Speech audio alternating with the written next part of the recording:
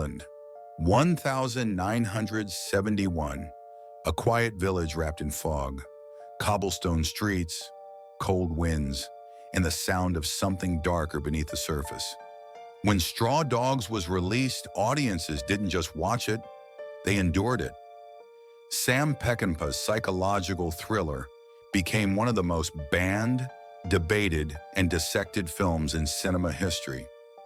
It wasn't the blood that disturbed people, it was the silence, the tension, the idea that civilization itself might be nothing more than a thin coat of paint hiding the beast within. Straw Dogs forced people to look in the mirror and ask a question they didn't want to answer. How far will you go when the world strips away your civility? This wasn't just a movie, it was a test of morality, masculinity, and control. And when it hit theaters, the world wasn't ready.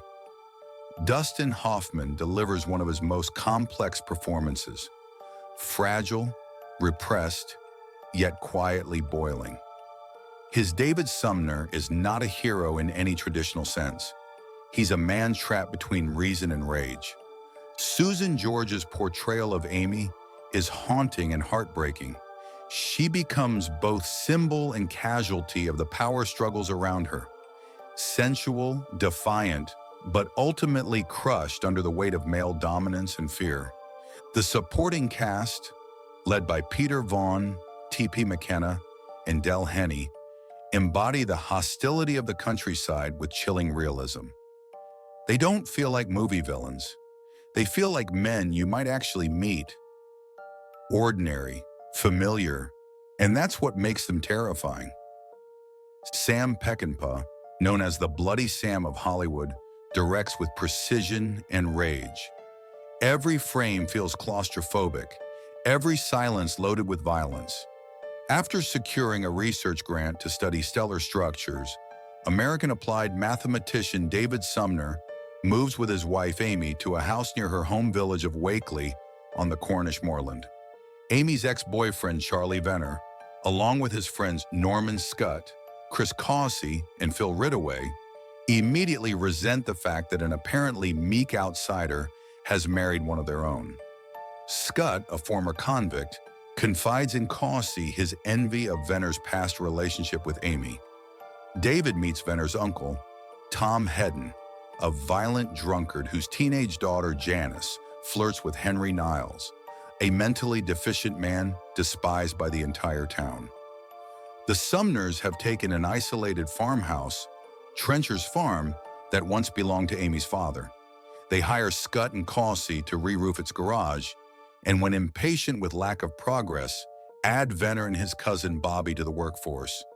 Tensions in their marriage soon become apparent. Amy criticizes David's condescension toward her and suggests that cowardice was his true reason for leaving a volatile, politicized university campus in America. David withdraws deeper into his studies, ignoring both the hostility of the locals and Amy's dissatisfaction. His aloofness results in Amy's attention-gathering pranks and provocative demeanor toward the workmen, particularly Venner. David also struggles to be accepted by the educated locals, as seen in conversations with the vicar Reverend Barney Hood and his wife and Major John Scott, who is the local magistrate. When David finds their cat hanging dead in their bedroom, Amy believes that Causey or Scott is responsible. She presses David to confront the workmen, but he is too intimidated. The men invite David to go hunting. They take him to the moor and leave him there with the promise of driving birds toward him. With David away from home, Venner goes to Trencher's Farm and rapes Amy. During the assault, she sometimes appears to welcome his embrace. Scott enters silently, motions Venner at gunpoint to move away, and rapes Amy, with Venner reluctantly holding her down. David returns much later, smarting from the men abandoning him. Amy says nothing about the rape, apart from a cryptic comment that escapes his attention. David fires the workmen for their slow progress. Later, the Sumners attend a church social evening where Amy becomes distraught on seeing her rapist. Janice invites Henry to leave with her, and in a building hidden away from the crowd, she begins to seduce him. When Janice's brother notices she is missing, he is sent to search for her, and as he calls out for her, Henry panics and accidentally suffocates Janice while trying to keep her quiet.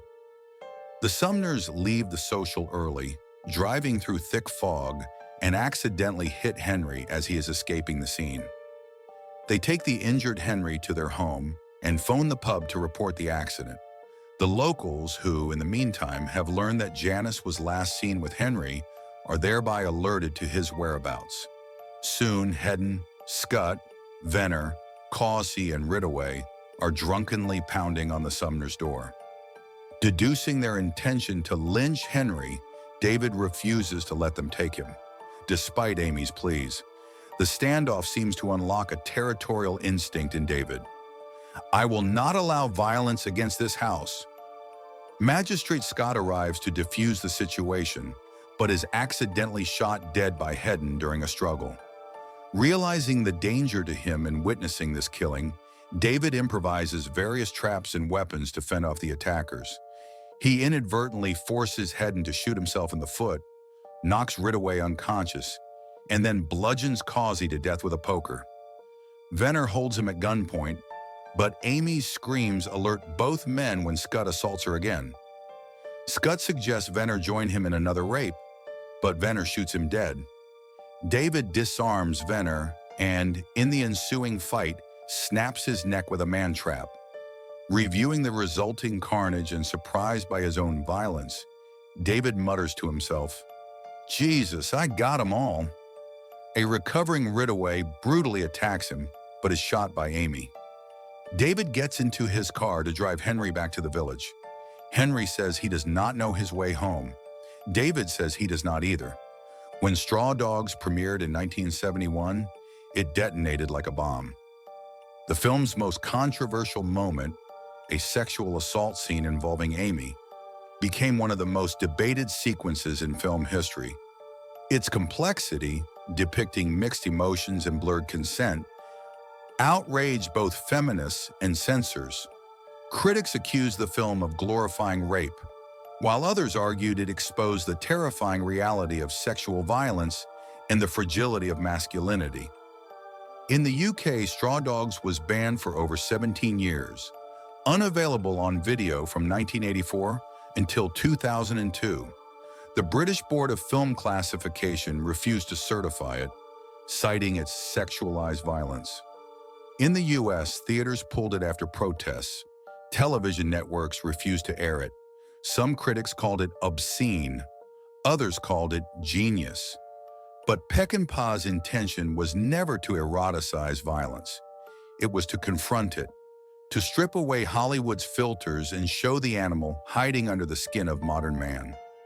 Over time, Straw Dogs transformed from scandal to classic. It became a cornerstone of psychological cinema, studied for its portrayal of masculinity, repression, and violence. Its influence can be felt in countless films, from A Clockwork Orange and Taxi Driver to Fight Club and The House That Jack Built. Critics today see it as one of Peckinpah's most personal works, a dark mirror reflecting his own battles with anger and self-control.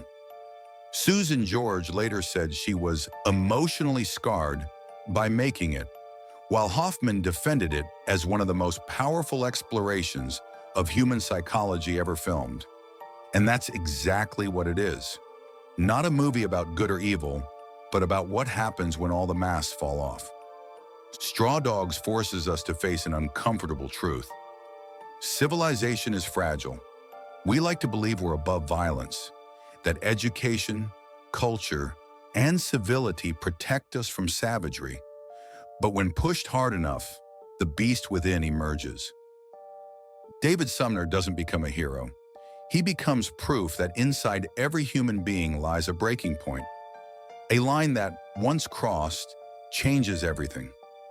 The film isn't just about violence, it's about identity, masculinity, and fear. It shows that repression can be just as destructive as rage, that silence in the face of evil is another form of surrender.